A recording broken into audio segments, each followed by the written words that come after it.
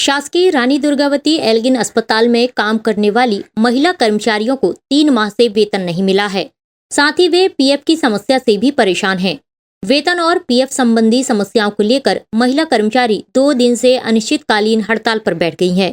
कर्मचारियों का आरोप है कि उन्हें बीते 3 माह से ना तो वेतन मिला है और ना ही पीएफ की स्थिति स्पष्ट है, जिससे उनके सामने आर्थिक संकट खड़ा हो गया है।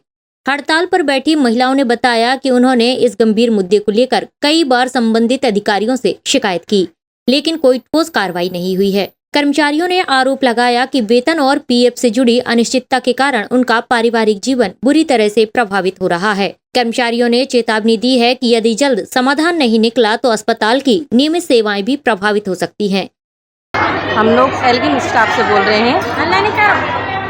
हम लोगों को 5 महीना पहले पेमेंट नहीं हुआ। बड़ी मुश्किल से पुराने ठेकेदार ने पिछला पेमेंट दिया। न्यू ठेकेदार आया तो वो बोलता है कि हमारा बिल पास नहीं हुआ। हम परासर मैडम के पास भी गए और विक्टोरिया भी गए, CMHO सर के पास में, वहाँ से भी कोई रिजल्ट नहीं आया। बोले 1 घंटे के बाद पेमेंट डल जाएगी। अभी तक नहीं डला है पेमेंट। हम लोग 2 दिन हो गए हड़ताल पर बैठे हुए हैं। हमारा ये है कि भाई हमें समय पर पेमेंट दिया जाए। हमारा निश्चित हो कि कौन ठेकेदार पेमेंट कर रहा है, कौन ठेकेदार पेमेंट नहीं कर रहा है। पिछला पुराना पीएफ का भी पता नहीं है। 3 साल 4 साल का पेंडिंग पड़ा हुआ है। मुश्किल से 5 महीने का पीएफ आया है। अभी 1 महीने का पेमेंट आया, फिर पेमेंट 3 महीने का पेंडिंग पड़ा हुआ है। हम लोगों को काम रूटीन से लिया जाता है पर पेमेंट सही टाइम से नहीं दिया जाता। अभी 3 महीने के लोग किराए के मकान पर रह रहे, किराया घर से निकाला जा रहा है और बच्चों को स्कूल से वापस किया जा रहा। पुस्तक कॉपी की दिक्कत हो रही है। वो घर चलाना मुश्किल है। किसी के हस्बैंड है, किसी के नहीं है। महिलाओं के साथ बहुत सारी समस्या है। इसके बावजूद भी नहीं सुना जा रहा है कि हम लोगों की समस्या क्या है। तो हम लोग 2 दिन से हड़ताल पर बैठे हुए। तो हमारी मांगें पूरी होनी चाहिए। जब तक हमारी मांगें पूरी नहीं होगी तब तक बैठेंगे। सर, हम लोगों की 3 महीने से पेमेंट नहीं हुई है। सारे वर्कर परेशान हैं। ये मिला के 4था महीना हो जाएगा 1 तारीख से। हम लोग ऊपर भी गए हैं, बोले हैं, मैडम से भी जाकर बोले हैं। तो हम लोगों को ये आश्वासन दिया गया है कि मतलब ऊपर से जब पेमेंट आ जाएगी, हमारे ठेकेदार ने ये कहा है कि ऊपर से जब पेमेंट आ जाएगी तब हम तुम्हारी पेमेंट करेंगे। तो मैडम ने तो ये कहा है कि हम कुछ नहीं कर सकते, आप लोग को जो करना है आप लोग कीजिए। फिर ये भी कहा गया कि संजय मिश्रा सर जी के पास जाइए। हम लोग वहाँ भी गए, वहाँ भी यही बोला गया कि आप लोगों को जो उचित लगे आप लोग वो कीजिए। 3 महीने से परेशान सारे वर्कर हम लोग।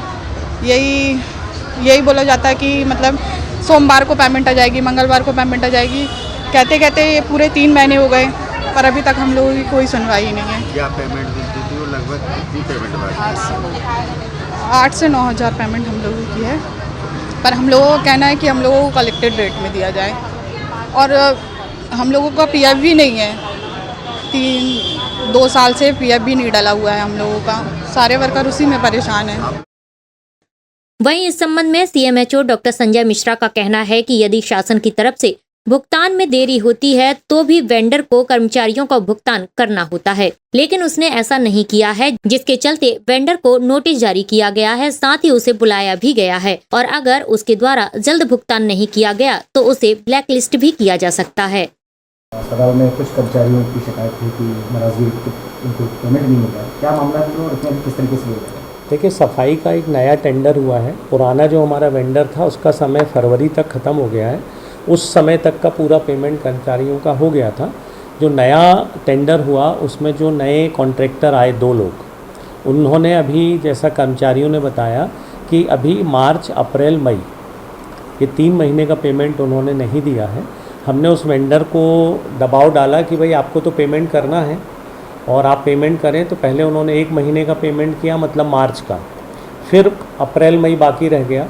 तो कर्मचारी परेशान हो रहे थे क्योंकि उन्हें घर का खर्च चलाने में दिक्कत हो रही थी। तो कुछ कर्मचारियों ने एल्गिन में कि हम काम नहीं करेंगे। फिर हमने वेंडर से बात की। दिक्कत ये हो रही है कि वो वेंडर है ग्वालियर का, तो हम लोग सिर्फ दूरभाष पे या मोबाइल पे उससे बात कर पाते हैं। फिर हम 2-3 दिन से उस पर दबाव डाल रहे हैं। तो अभी उनका एक सुपरवाइज़र जो यहाँ काम देखता है, मिस्टर वरुण, उन्होंने आकर मुझे फ़ोन किया कि सर 1 महीने का पेमेंट हम और तुरंत डाल रहे हैं। तो यदि 1 महीने का पेमेंट डाल देंगे तो वो अप्रैल का हो जाएगा, फिर मई का पैसा बचेगा। तो हमने तब तक कलेक्टर सर के पास अनुमोदन के लिए फ़ाइल रखी है। माननीय कलेक्टर महोदय आज एक APC की मीटिंग में व्यस्त हैं। जैसे ही उस फाइल का अनुमोदन कलेक्टर सर करेंगे तो हम पूरे 3 महीने का पैसा वेंडर के खाते में डाल देंगे। तो फिर वो बचा हुआ 1 महीने का पैसा भी कर्मचारियों को देगा और ये जून भी समाप्त हो रहा है, इसका पैसा भी जुलाई तक वो देगा। तो कर्मचारियों से हम बात कर रहे हैं कि थोड़ा सा धैर्य रखें, और चूँकि अस्पताल एक इतनी सेंसिटिव जगह है कि यदि यहाँ काम नहीं होगा, और चूँकि सफाई का काम है तो सफाई ना होने से और बीमारियाँ होती हैं, तो कर्मचारी, मुझे उम्मीद है कि कर्मचारी इस बात से सहमत होंगे कि 1 महीने का पैसा तुरंत मिलेगा तो कुछ अपना खर्च वो करें। और फिर सोमवार को उन्होंने कहा है जो हमारा वेंडर है कि हम तीसरा पैसा, मतलब तीसरे महीने का पैसा भी उनके अकाउंट में डाल देंगे। सर, इस प्रक्रिया में, टेंडर प्रक्रिया में अस्पताल प्रशासन और जो टेंडर लेते हैं, इनके बीच में लगता नहीं कहीं कि अस्पताल की पूरी व्यवस्थाएं चरमरा रही हैं इससे? नहीं, देखिए क्या होता है कि जो उनके बीच में हम लोग का एग्रीमेंट होता है, एग्रीमेंट में ये कहीं नहीं लिखा होता कि यदि शासन पैसे नहीं देगा तो वो वेंडर पैसे नहीं देगा। ये वेंडर की जिम्मेदारी, जो हमारा पिछला वेंडर था जो पिछले 3 साल से काम कर रहा था, उसका अभी भी भुगतान बाकी है, लेकिन उसने फरवरी तक की पूरी सैलरी, पूरी तनख्वाह कर्मचारियों को दे दी है। तो ये जो ठेका लेने वाली एजेंसी है, ये उसकी जिम्मेदारी है कि वो अपने कर्मचारियों को हर महीने पैसे दे। देखिए, शासकीय बजट में विभिन्न प्रकार की चीज़ें बीच बीच में आती हैं, जिससे कई बार भुगतान थोड़ा लेट भी हो जाता है, लेकिन इसका ये मतलब नहीं है कि शासन की तरफ से यदि ठेकेदार को भुगतान नहीं होगा तो ठेकेदार अपने कर्मचारियों को भुगतान नहीं करेगा। बहुत छोटी तनख्वाह पे काम करने वाले कर्मचारी हैं, उनको अपना घर चलाना है। हमने 2 नोटिस भी इशू किए हैं वेंडर के लिए, मंडे को उसको बुलाया भी है। यदि ऐसा कुछ होगा तो हम उसको ब्लैकलिस्ट भी कर सकते हैं। SK news live Jabalpur.